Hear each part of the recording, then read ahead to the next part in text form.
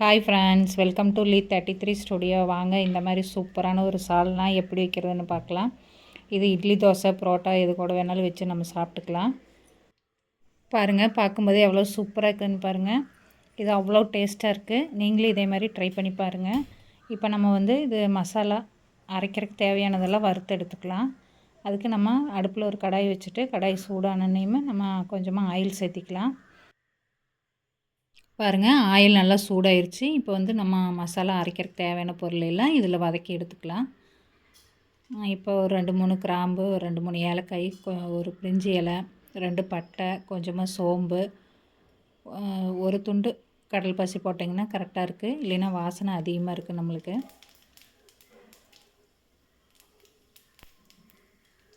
பாருங்கள், எல்லாமே எண்ணெயில் நல்லா பொரிஞ்சிருச்சு.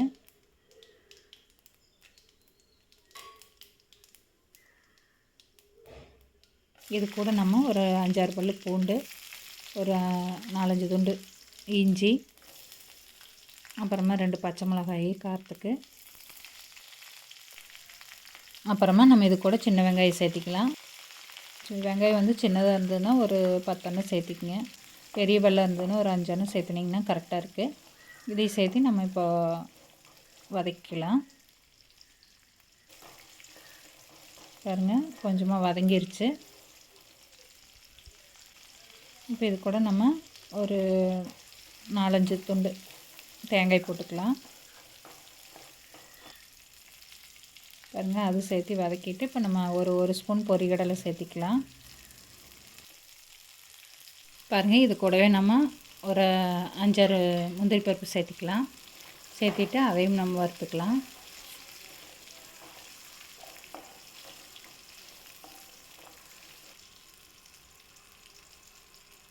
இப்போ இது கூட நம்ம கசகசா சேர்த்திக்கலாம். கசகசா சேர்த்து அதையும் நல்லா வதக்கி விட்டுறலாம். பாருங்கள், எல்லாமே ஓரளவுக்கு வதங்கி கிடச்சிருச்சு. பாருங்கள், இது கூடவே நம்ம மல்லித்தலையும் கொஞ்சம் புதினாவும் சேர்த்திக்கலாம்.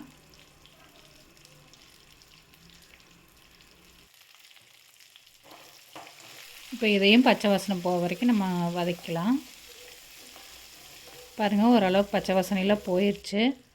இப்போ இது கூடவே நம்ம காஷ்மீரி சில்லி பொடி ஒரு 1.5 ஸ்பூன் அளவுக்கு சேர்த்திக்கிங்க. உங்களுக்கு காரம் வேணாலும் தனி மிளகாய்த்தூள் கொஞ்சம் சேர்த்திக்கிங்க. அப்புறமா கொஞ்சமாக மஞ்சத்தூள் சேர்த்திக்கிங்க. அப்புறம் அதே அளவு 1.5 ஸ்பூன் அளவுக்கு மல்லிப்பொடி சேர்த்திக்கிங்க. இது கூட கொஞ்சமாக கரம் மசாலாவும் சேர்த்திக்கலாம்.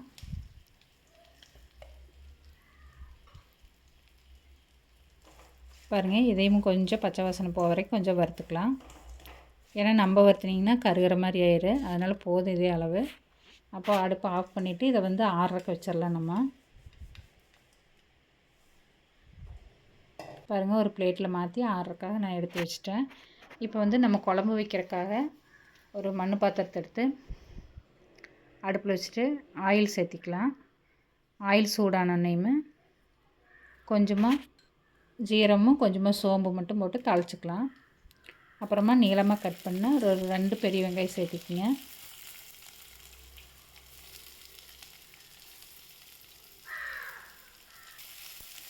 இப்போ அதை வதக்கி விட்டுறலாம். இது நம்ம வதங்கணுங்கிறதுல ஒரு கண்ணாடி பத அளவுக்கு வந்ததுனாலே போதும்.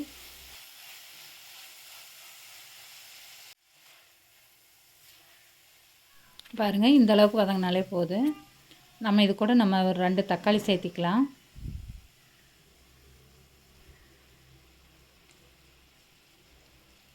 தக்காளி சேர்த்திட்டு நம்ம இதையும் நல்லா வதக்கி விட்டுறலாம்.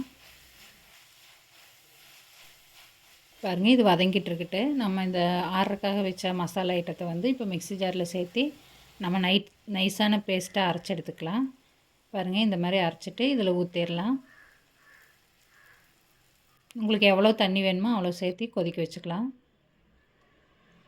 பாருங்கள், உப்பு உங்களுக்கு எவ்வளோ வேணுமோ தேவையான அளவு உப்பு சேர்த்திக்குங்க. வேணாலும் உங்களுக்கு வேறு ஏதாவது காய்கறியெல்லாம் போடுறதுனாலும் போட்டுக்கலாம். முட்டை வேணாலும் சேர்த்திக்கலாம். நீங்கள் வெறும் சால்னாவாக வேணாலும் வச்சுக்கலாம். பாருங்கள், ஓரளவு கொதி வந்துருச்சு.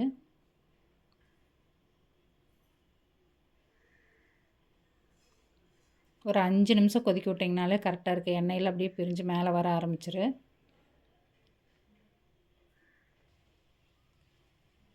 பாருங்கள் ஓரளவு குழம்பு இதுக்கு வந்துடுச்சு.